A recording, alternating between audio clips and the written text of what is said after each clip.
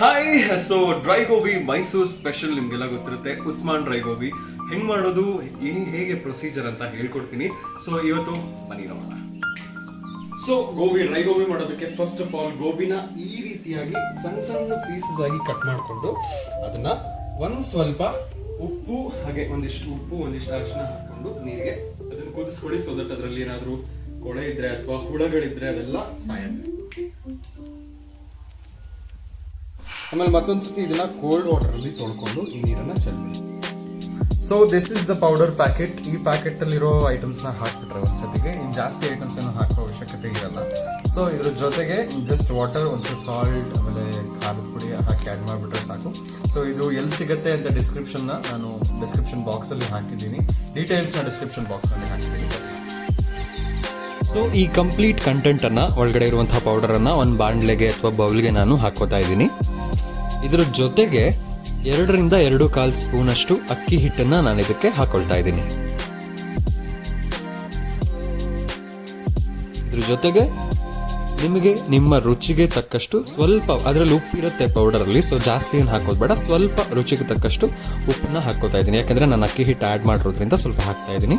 ಸ್ವಲ್ಪ ಆರಿಗನೋಸ್ ಪೌಡರ್ ಜೊತೆಗೆ chilli flakes, ಆರಿಗನೋಸ್ ಯಾವ್ದು ಬೇಕಾದರೂ ಒಂಚೂರು ಅಡಿಷನಲ್ ಆಗಿ ಹಾಕೋಬಹುದು.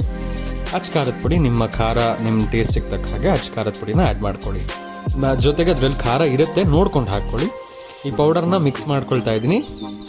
ಸ್ವಲ್ಪ ನೀರನ್ನು ಹಾಕ್ಕೊಂಡು ನೀವು ಏನು ಬಜ್ಜಿ ಏನು ಮಾಡ್ತೀರಲ್ಲ ಆ ಹಿಟ್ಟಿನ ಕನ್ಸಿಸ್ಟೆನ್ಸಿಗೆ ಇದನ್ನ ಕಲಿಸ್ಕೊಳ್ತಾ ಇದ್ದೀನಿ.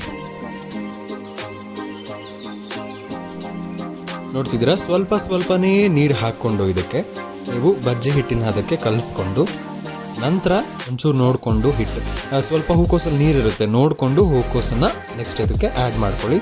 ಸ್ವಲ್ಪ ಗಟ್ಟಿ ಇದ್ರೂ ಪರವಾಗಿಲ್ಲ. ಸೊ ಅದಷ್ಟು ಗೋಬಿಗಳನ್ನು ನಿಮ್ಮ ಹಿಟ್ಟಿಗೆ ಹಾಕ್ಕೊಂಡು, ನಿಮ್ಮ ಮಿಕ್ಸ್ ಏನು ಮಾಡಿರ್ತೀರಲ್ಲ ಅದಕ್ಕೆ ಹಾಕ್ಕೊಂಡು ಮಿಕ್ಸ್ ಮಾಡ್ಕೊಳ್ಳಿ. ಸೊ ಅದಕ್ಕೆ ಒಂದು ಒಳ್ಳೆ ಕೋಟಿಂಗ್ ಕೊಡಿ. ಸೊ ದ್ಯಾಟ್ ಒಂದು ಸ್ವಲ್ಪ ಮ್ಯಾರಿನೇಟ್ ಆಗುತ್ತೆ. ಈ ಥರ ಮ್ಯಾರಿನೇಟ್ ಆಗುತ್ತೆ. ಫೈನಲಿ ಒಂದು ಸ್ವಲ್ಪ ಹೊತ್ತು, ಒಂದು ಹಾಫ್ ಆನ್ ಅವರ್ ಸೈಡಿಗೆ ತೆಗ್ಬಿಡಿ. ಒಂದ್ಸತಿ ಮಿಕ್ಸ್ ಮಾಡ್ಕೊಳ್ಳಿ. ಸೊ ದಟ್ ಎಲ್ಲೂ ಅದು ಒಳಗಡೆ ಇರೋ ಗೋಬಿ ಕಾಣಿಸ್ಬಾರ್ದು.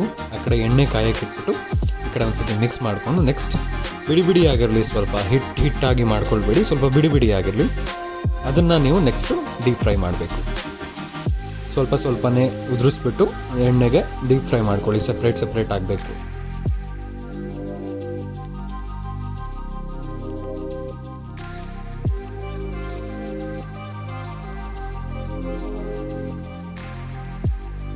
ಯು ಕ್ಯಾನ್ ಸಿ, ನೋಡಿ ಅದು ಎಷ್ಟು ಅಂಟದ ಹಾಗೆ ಅಷ್ಟು ಕ್ಲೀನಾಗಿ ಕಾಣಿಸ್ತಾ ಇದೆ ಗೋಬಿ.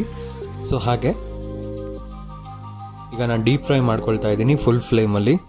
ಅದು ಬ್ರೇಕ್ ಮಾಡಿದ್ರೆ ಕ್ರಿಸ್ಪಿ ಸೌಂಡ್ ಬರುತ್ತೆ, ಆ ಸೌಂಡ್ ಬರೋವರೆಗೂ ಮಾಡ್ಕೊಳ್ಳಿ. ಸೊ ಡ್ರೈ ಗೋಬಿ ರೆಡಿಯಾಗಿದೆ. ಸೌಂಡ್ ಕೇಳಿಸ್ಕೊತಾ ಇದ್ದೀರಾ? ಕ್ರಿಸ್ಪಿ ಆಗಿದೆ.